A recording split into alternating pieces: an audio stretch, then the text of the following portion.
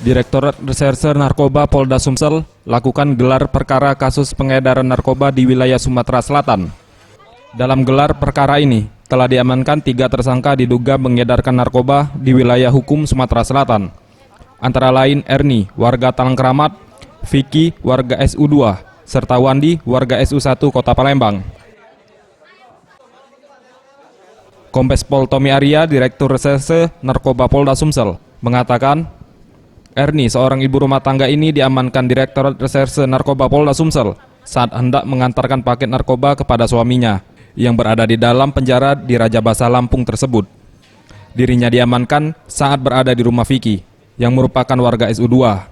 Selain mengamankan kedua tersangka, turut diamankan 1 paket besar ekstasi warna merah berlogo LV sebanyak 937 butir. 1 paket besar ekstasi warna biru logo kerang sebanyak 295 butir dan 1 paket sabu seberat 250 gram. Kemudian dari tangan Wandi diamankan barang bukti 5 paket sedang sabu seberat 50,19 gram.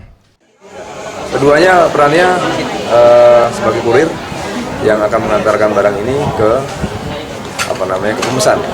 Ya, sebelum dia sampai pemesan sudah ditangkap oleh jajaran Direktorat Reserse Narkoba. Ya, kita masih dalami dulu keterkaitannya dengan suaminya yang sudah di lapas Lampung Tengah, yang sudah dihukum kena vonis 4 tahun dan baru dihukum baru menjalani 9 bulan. Kita masih dalami ini kerjasama dengan Polda Lampung.